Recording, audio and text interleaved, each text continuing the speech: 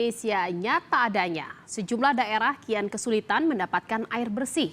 Di Kabupaten Puncak, Papua, 6 orang meninggal dunia akibat kekeringan ekstrim. Elsa ceria Senin siang tadi.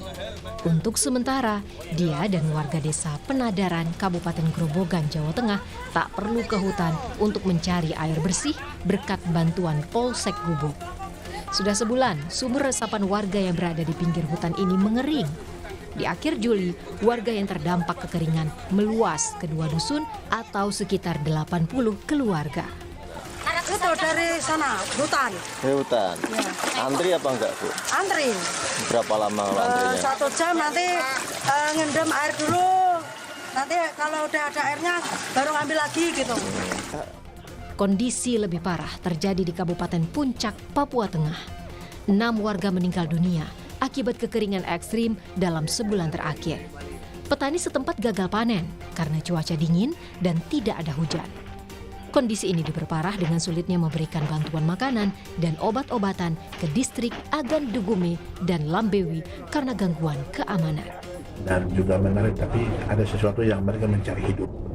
Ada ibu satu yang sudah hamil yang besar dengan informasi bahwa di Kuyawage itu ada bantuan mama dan itu dikira benar. Akhirnya dalam perjalanan dengan hamil besar ternyata harus melahirkan di jalan dan anaknya meninggal. Tetapi berasnya belum sampai di Aladome. Nah itu yang tadi saya dapat informasi. Ya mudah-mudahan itu kan suatu proses. Khususnya terhadap ketahanan pangan. Dan saya mendapat arahan dari Bapak Presiden langsung agar dalam rapat koordinasi tentang inflasi daerah sudah terjadi di Kabupaten Puncak. Di Kabupaten Puncak terjadi kekeringan, gagal panen, dan 6 warga meninggal di sana. Saya sudah koordinasi dengan Ibu Gubernur dan Bupati, memang ada permasalahan untuk suplai. Daerah nanti bisa paham daerahnya seperti apa dan apa yang harus dilakukan. Saat ini bantuan kemanusiaan telah tiba di distrik Sinak. Bantuan ini diangkut dari Kabupaten Mimika menggunakan helikopter Karakal milik TNI Angkatan Udara. Karena keterbatasan armada, bantuan sosial sebanyak 5,5 ton didistribusikan bertahap.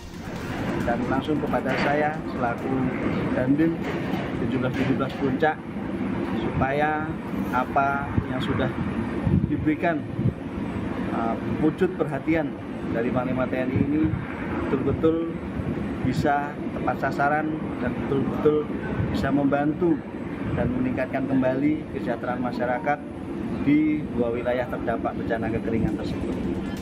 Badan Meteorologi, Klimatologi, dan Geofisika menyebut puncak El Nino terjadi pada Agustus hingga September mendatang. Meskipun El Nino kali ini memiliki intensitas lemah hingga moderat, tetapi tetap dikhawatirkan berdampak pada ketersediaan air dan produktivitas pangan. Yang diprediksi puncaknya akan terjadi di bulan Agustus-September.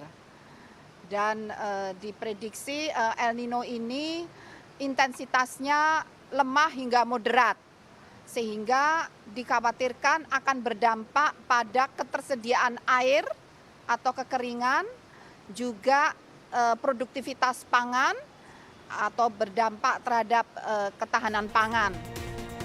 Sebelumnya, Presiden mewanti-wanti para menteri untuk bersiap mengantisipasi dampak El Nino.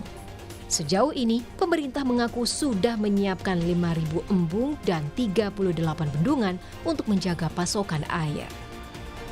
Tim Liputan, Kompas TV.